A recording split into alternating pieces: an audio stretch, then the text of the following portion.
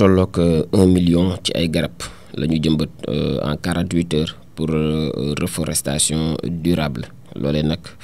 ngir un Sénégal vert cap vers un Sénégal vert lañ ko daal di duppee le président de la République Bassirou Diomaye Diakhar Faye daal koy lancé ni ki samedi 2 août 2025 à la forêt classée de Mbao mu nekk la journée d'investissement humain bi nga xam ne GIH lañ ko daal di tuddee couplé au démarrage de la campagne nationale de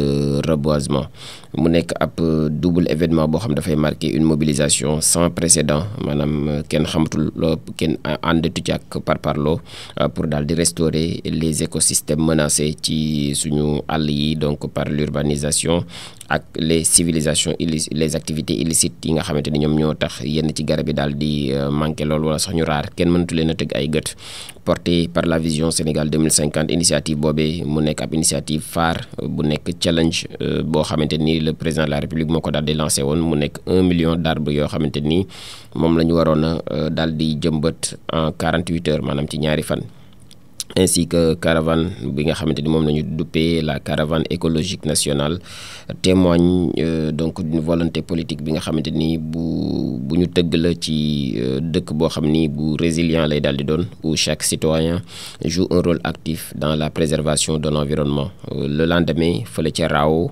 le premier ministre Ousmane Sonko itam daal di officialiser la réforme de la stratégie nationale de reboisement daal di inaugurer la 42e journée nationale de l'arbre placée sous le thème reboisement, souveraineté alimentaire et développement territorial durable mu nekk ab édition boo xam ni li ko gënoon marqué en tout cas moom mooy la plantation symbolique d'un manguier ak benn baobab donc muy ak guy ak garabu mango. La nouvelle approche bi nga xamante ni ñu ngi koy prôner pour une reforestation inclusive, durable et connectée grâce à des outils numériques de traçabilité et à une sensibilisation massive boo xam ne dañ koy jaarale ci caravane écologique mu nekk ay actions yoo xam ne dafay renforcer l'ambition gouvernementale de faire donc du reboisement un pilier du développement écologique et territorial. Touba bi nga xamante ni nag taw bi moom itam yëngu woon na lool quelques vidéos de ça et là donc ñu ngi ko doon gis sous la pluie ñoom ONAS bi nga xam ne ñoom ñoo yor lépp lu jëm ci wàllum assainissement ak la ca daal di aju ñoom di rassurer donc sur la fonctionnalité des ouvrages d'assainissement ñoom dalal nañ xel yi ci ouvrage d'assainissement yi nga xamante ni ñoo nga foofee ca Touba Mbacké ñoom waa ONAS. Au lendemain donc d'un épisode pluvieux boo xam ni muy taw bu takk boo xam ne amoon na fa déversé lu tolloog 145 millimètres d'eau sur Touba le directeur général bu ONAS di Seyni Diène daal di amal ab visite de terrain pour daal di inspecter les dispositifs d'évacuation maanaam fii ndox yi war a jaar ngir mu bañ a taa foofule daal dinay affirmer que les stations de pompage ak bassin de rétention yi nga xam ne def nañ ko fa surtout bassin de rétention exutoire bu Kër Kàbb donc ñu ngi fonctionner normalement moom muy assurer que la bonne tenue donc des ouvrages récemment mis en service dina tax ndox yooyu ñu mën ko évacuer daar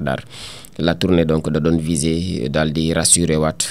askanu Touba ci waaye démontrer leen l'efficacité du système bi nga xam ne mettre nañ ko en place pour daal di faire face aux pluies abondantes. Concernant aussi la nouvelle station de Ngélémou foofu itam seul un problème moom fa daal di basculer donc entre le groupe électrogène ak li nga xamante ni moom moo di réseau électrique bi nga xamante ni moom lañ fa daal di relever mu nekk une anomalie boo xam ni waa ONAS prévoir nañ daat koy corriger sous 24 heures. Seyni Diène daal di souligner moom directeur bu ONAS l'importance donc stratégique bu Ngélémou boobee ak Kër Ñang donc principaux points de collecte yi nga xamante ne fa la ndox yi taw yi daanaka war a daal di daje yu ville bu Touba di réaffirmer encore une fois l'engagement bu état du Sénégal daal di intervenir rapidement pour daal di prévenir tout dégât majeur foofee ci dëkk bu sell boobee di Touba. FDR doom it di torpiller le prêt donc muy plan bancal et non presse plan bancal sans vision ni solution donc le front pour la défense de la démocratie ak de la République di FDR ñoom daal dinañuy ouvertement critiquer le plan de redressement économique social bu Ousmane Sonko boobee présenté par le Premier ministre le 3 août, le qualifiant de document vide et sans réponse concrète aux urgences du pays. jàpp nañu daal document bu vide la te wuyuwul ci urgence yi nga xam ne moom la dëkk bi di dund jamono ji. Le mouvement di dénoncer donc un contournement des institutions, di fustiger aussi le choix d'un cadre extra parlementaire pour la présentation d'un plan d'une telle portée. mu nekk démarche boo xamante ni en tout cas ñu ngi koy juger contraire à l'esprit républicain et révélatrice d'un déficit de transparence dans la gouvernance. Sur le fond, ci fond wu document bi ñoom FDR di pointer l'absence de mesures fortes contre la vie chère. jàpp nañu daal amul fenn fuñ ci waxee dudd gu cher gi ak le manque aussi de soutien au PME muy petite et moyenne entreprise yi nga xamante ni amul fenn fuñ ñu ne dinañ leen jàppale, mais l'absence aussi d'articulation avec donc le budget national loolu itam ñoom ñu koy joxoñ ab baaraam di ko wane nii daal lii ay rëq-rëq la. Selon aussi le front ba léegi plan boobee wala programme boobule ne serait qu'une succession d'annonces sans stratégie ni chiffrage, dissimulant donc une politique d'austérité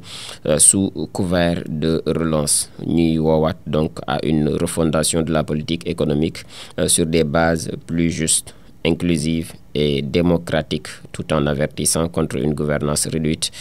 à la communication politique. Décès bu Soxna Fatou Kiné Sy fii ci Tivaouane, donc le président Diomaye Faye moom daal dinay présenter ses condoléances à la nation à la suite du décès de Soxna Fatou Kiné Sy Al Maktoum. Donc moom le président de la République daal di dem ci dimanche bi seeti Serigne Moustapha Sy Al Maktoum. Puis nag daal dem ci famille wu défunte boobee donc de feu Serigne Cheikh Ahmed Tidiane Sy pour daal di présenter ses condoléances dans un geste boo xam ni daanaka bu empreint de respect la ak solidarité. moom le chef de l'État daal dinay yëkkati ay témoignages donc waaye tam wane fësal compassion ak compassion de la République à la famille éplorée, waaye tam à la communauté tidiane bi nga xamante ni ñoom ñoo ñàkk, ainsi qu'à l'ensemble de la oumma islamique. Le président de la République Bassirou Diomaye Faye daal di profiter ci visite bi ngir daal di formuler des prières à la mémoire donc de la défunte, di implorer la grâce divine, di ko ñaanal suñu borom ak njéggal donc afin qu'Allah lui accorde son pardon ak teeru ko ci aljanna yi firdawsi. Donc mu nekk ab déplacement boo xam ni bu déplacement présidentiel la buy duggaat ci volonté d'honorer la mémoire d'une figure spirituelle et d'exprimer au nom de la nation un soutien moral à une famille profondément marquée par le deuil. Tension bi amoon fële ca Kaolack itam muy diggante Serigne Mboup le maire ak le préfet le xalif de Medina Baye ca nañ ko xamee muy Cheikh Mahi Niass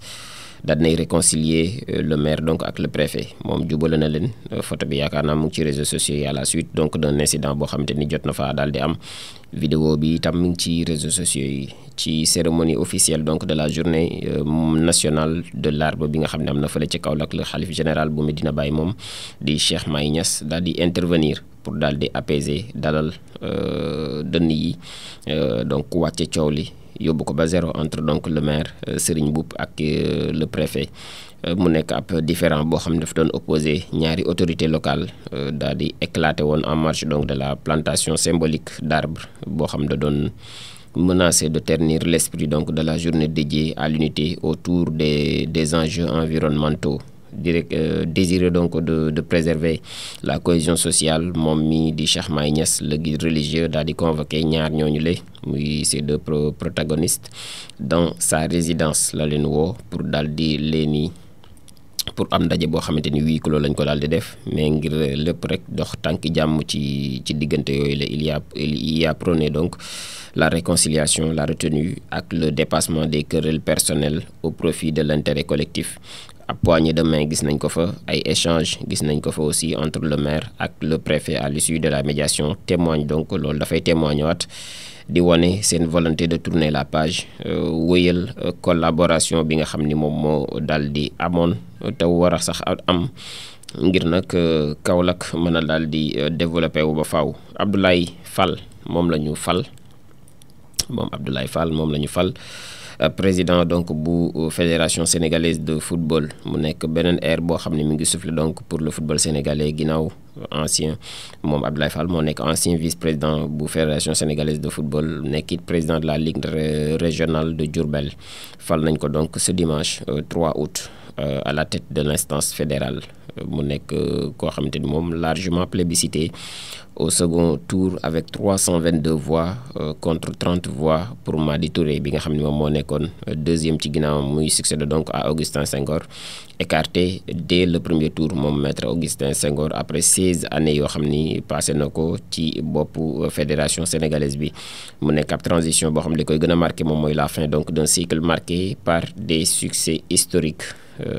Augustin lu ko waaye mën di waxal daal xam ni indi na CAN 2021 bi ak 2 principes participation consécutive à la coupe du monde ci équipe A bi rawatina petite catégorie bi itam li ñu jot a indi ci trophée au niveau continental, donc porté par une large coalition et soutenu par des figures influentes moom Abdoulaye Fall. li mu bëgg daal moom mooy yëkkatiwaat football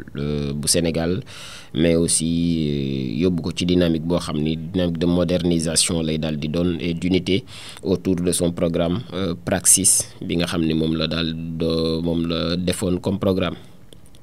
Donc mu ngi miser waat sur le renforcement des infrastructures sportives, la professionnalisation des instances régionales ak la promotion de l'emploi des jeunes par le sport. Sa présidence donc dafay ubbeekuwaat ci ay enjeux majeurs mooy la préparation de la CAN 2025 bi nga xamante ni Sénégal bëgg na ca amaat beneen taxawaay ak la quête d'une nouvelle qualification pour le mondial. RD Congo mu ngi ñuy xaar mu nekk ñaari défi majeurs yoo xam ni mu ngi xaar magistère bu Abdoulaye Fall bi nga xam moom lañ fal yees ci bopp fédération sénégalaise bu football globalement lii lañ mën a tëgg tey ci actualité bi léegi club du jour buñ ci jógee daal di ñëw ak yéen ci li gën a fas yéene kaay. yéen askan wi dara dootu leen ëmp ci gox bi ndax Mboro FM